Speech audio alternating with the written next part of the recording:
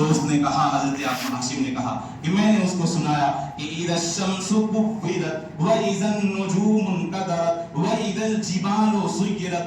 یہ تو قرآن ہے, لیکن اس کا ترجمہ کیا ہے؟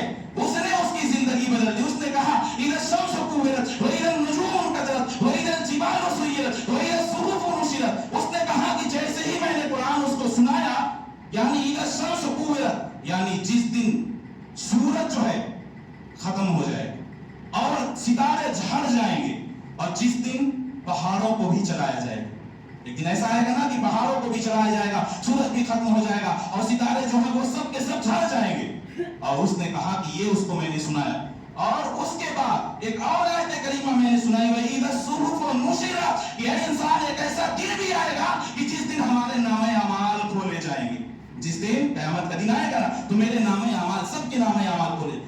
تو حضرت ابو ہاشم نے کہا کہ جب میں نے اس کو یہ آیت کریمہ سنائی وَإِذَا الصُّحُفُ نُشِرَتْ, کہ جس دن تمہارے نامہ اعمال کھولے جائیں گے, تو وہ رونے لگا اور کہنے لگا کہ اے میرے انسان, میرے بالکل قریب آ جاؤ. حضرت ابو ہاشم نے کہا کہ اس نے مجھے اپنے بالکل قریب بلا لیا, اور قریب بلا کر کے کیا کہا کہ اے عورت, جو اس کے پاس عورت تھی نا, اس کو ہدایت مل گئی. اس نے اس عورت کو کہا کہ اللہ کے رضا کے لیے مجھ سے دور ہو جا, جو شراب ہے اسے بھی پھینک دے, تو یہاں سے چلی جا. اور ہاشم سے کہنے لگا, اے ہاشم بتاؤ, اگر میں رب کی بارگاہ میں توبہ کروں تو کیا میری توبہ قبول ہو سکتی ہے؟ ہاشم نے کیا کہا, میں نے کچھ نہیں کہا, بلکہ پھر قرآن پڑھ دیا, ان اللہ یحب التوابین ویحب المتطہرین. یعنی اگر کوئی توبہ کرتا ہے تو رب اس کی توبہ قبول فرما لیتا ہے, اور اللہ تو صاف دل رکھنے والوں کو پسند کر لیتا ہے.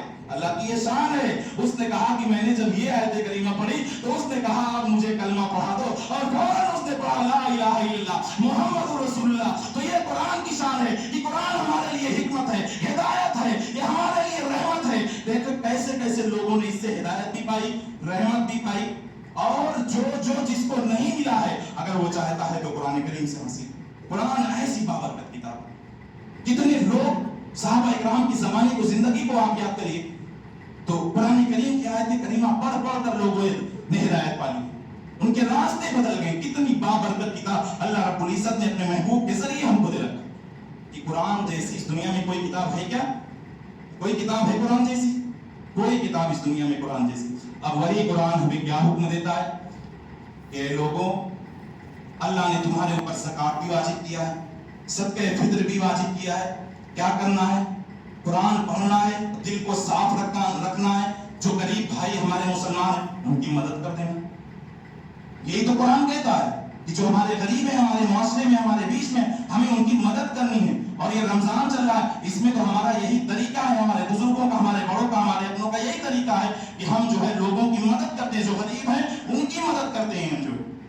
تو ہمیں یہی کرنا ہے کہ عید آنے سے پہلے پہلے ہمیں اپنی زکات بھی نکال دینی ہے, غریبوں تک اس کو پہنچا دینا ہے, اور ہمیں جو ہے صدقہ فطر کی رقم جو ہے اسے بھی ہمیں عید آنے سے پہلے پہلے لوگوں تک پہنچا دینا ہے. جو غریب ہمارے معاشرے میں ہیں ان تک پہنچا دینا ہے, تاکہ ان کی بھی عید اچھی ہو جائے, ان کے لیے بھی دن اچھا ہو جائے جو ہے. اور یہ کر کے پھر ہم عید کی نماز پڑھیں. اور جس نے صدقہ فطر ادا نہیں کیا, زکات ادا نہیں کیا, تو نبی نے فرمایا کہ وہ میرے عیدگاہ کے, عید کی نماز کے قریب بھی نہ آئے. اسے نماز پڑھنے سے نبی نے روک دیا ہے کہ اگر صدقہ فطر آپ نے نہیں دی ہے تو آپ نماز نہ پڑھیں. عید کی نماز آپ کے لیے نہیں ہے, پھر آپ عید کی نماز ادا نہ کریں. ٹائم تو مکمل ہو چکا ہے, بلکہ 2-3 منٹ زائد ہی ہو چکا ہے. میں اپنی گفتگو کو یہیں پر ختم کر دیتا ہوں. اللہ رب العزت کی بارگاہ میں یہی دعا ہے کہ میں نے جو کچھ بھی آپ کے سامنے بیان